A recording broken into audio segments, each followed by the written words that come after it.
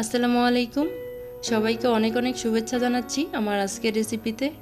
এখন কিন্তু প্রচণ্ড গরম, আর এই প্রচণ্ড গরমে কিন্তু আমাদের নর্মাল পানি খেয়ে তৃষ্ণা মিটে না।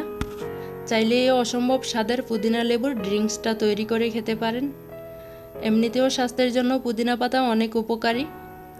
পুদিনার সাথে লেবুর এই অসম্ভব রিফ্রেশিং স্বাদের জন্য এখন আর বাহিরে দোকানে যেতে হবে না, ঘরে থাকা মাত্র অল্প উপকরণ দিয়ে নিজ হাতে তৈরি করে খেতে পারেন। তো যারা এখনও আমার চ্যানেলটি সাবস্ক্রাইব করেন নাই, প্লিজ আমার চ্যানেলটি সাবস্ক্রাইব করুন। তাহলে চলুন কথা না বাড়িয়ে আজকের মূল রেসিপিতে চলে যাই। প্রথমে এখানে আমি একটা ব্লেন্ডারের জার নিয়েছি। 1 কাপ পরিমাণ দিয়ে দিলাম ফ্রেশ পুদিনা পাতা, 1 টেবিল চামচ পরিমাণ বিট লবণ, 2 টেবিল চামচ পরিমাণ লেবুর রস, 1 টেবিল চামচ পরিমাণ ভাজা জিরার গুঁড়া,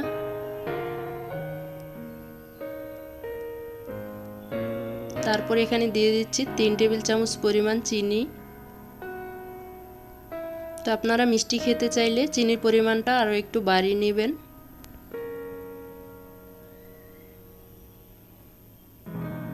দিয়ে দিচ্ছি 1/2 কাপ পরিমাণ পানি। এখন ব্লেন্ডার করার পালা, এখন ব্লেন্ড করে নেব।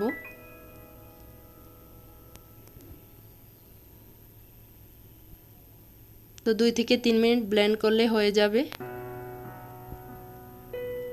তো দেখুন আমাদের ব্লেন্ড করা হয়ে গেছে। মিশ্রণটা দেখতে কতটা সুন্দর দেখাচ্ছে, একদম গ্রিন। আমার কাছে পুদিনা পাতার ফ্লেভারটা ভালো লাগে, তাই এখানে আমি পুদিনা পাতার পরিমাণটা বাড়িয়ে নিয়েছি। এখন একটা জগে ঢেলে নিলাম। তো এখানে আমি 2টি গ্লাস নিয়েছি। এখন প্রত্যেকটা গ্লাসে 4টি করে আইস কিউব দিয়ে দেব।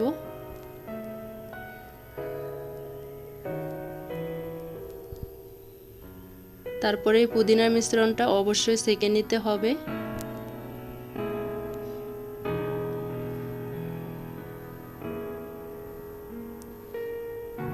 এখন দিয়ে দিলাম ঠান্ডা পানি ফ্রিজের।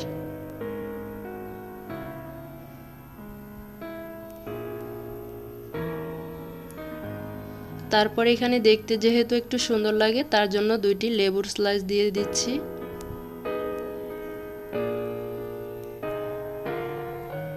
দিয়ে দিচ্ছি পুদিনা পাতা 2টি।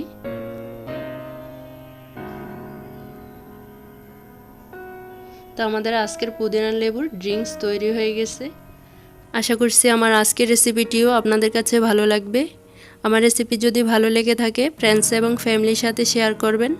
দারুণ সব রান্নার রেসিপি পেতে চ্যানেলের সাথেই থাকবেন। সবাই ভালো থাকবেন, সুস্থ থাকবেন। আজ এখানেই বিদায় নিচ্ছি। আল্লাহ হাফিজ।